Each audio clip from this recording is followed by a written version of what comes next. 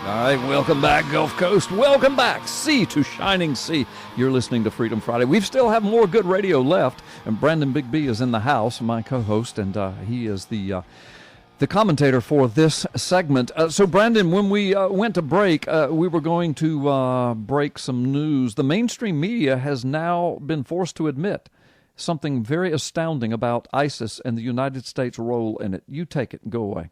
You know, I want you to think about this. We've been told for months that the United States was combating ISIS in Syria, that we were doing bombing campaigns against ISIS in different places in the Middle East, right, and in Syria specifically.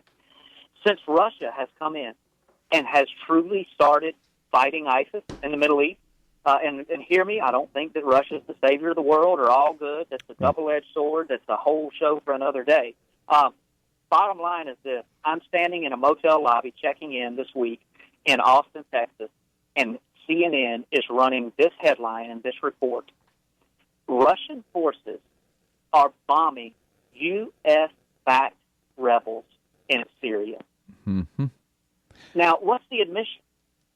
That just like we've been saying that our government is funding, supporting, and propping up these terrorists in Syria and are attempting to overthrow a sovereign nation. And that's what Arabs... Our government is doing it. And now that Russia has stepped in and said, all right, enough's enough, we're coming to the defense of a sovereign nation, the mainstream media has been forced to admit that we have been backing these terrorists all along. And that's what Arab Spring was all about. That's what it was That's all what about. It started. And I said that, then you joined, and you said it, and we were saying it, and we were telling people, look, watch, this administration's doing this on purpose. It's about raising up Muslim terrorism in the Middle East and an anti-Israel sentiment. And, of course, we had people call us all kind of ugly names and rolling their eyes and threatening us and everything else. But now here we are. Now the mainstream media is admitting that Brandon Big B and Carl Gallups on Freedom Friday, we were right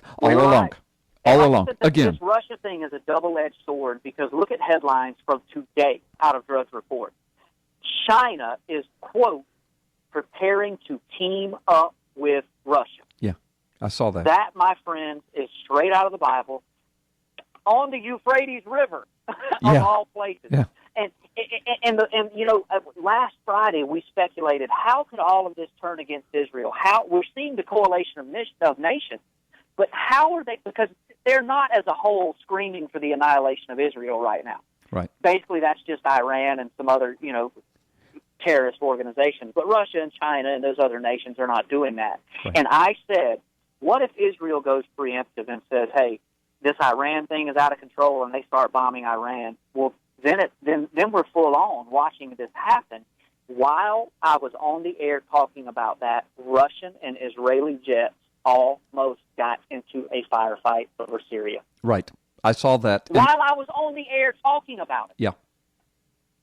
I mean, people, pay attention to what is going on. I know. This is unbelievable. We're living in the most... this has got to be the most amazing time to be alive since literally Jesus walked the face of the earth. It's got to be. Yeah, because, for hundreds of years, Christian scholarship, they've been speculating that all of those passages about the kings of the east and the kings of the north coming into the Middle East and along the Euphrates River and angels being released and some kind of a spiritual war taking place, 200 million men, armies. And I mean, for hundreds of years, Christian scholars have tried to speculate, and they've come up with the scenarios of perhaps Russia comes into the Middle East, perhaps China comes into the Middle East, perhaps they join each other. Well, for the first time in our lifetime, for the first time in history, China and Russia are together in Syria, together in coalition, and Israel is surrounded by enemies, a returned Israel, and all along the Euphrates River are ISIS strongholds, and the United States has a man in office whose name is Barack Hussein Obama, who started Arab Spring. If this is not prophetic, I don't know what is. No, I don't either. So, again, I just want people to be aware of the times we're living in. Wow, what an exciting time to be alive, especially if you're a Christian, if you understand what's going on. If you're not, if you don't, find someone who can give you some good counsel, some good godly counsel and wisdom, and some understanding into the days we're living in. Yeah, thank you, Brandon. We got to go, man. We got to go. Folks, turn your eyes upon Jesus. That's what I'm going to tell you.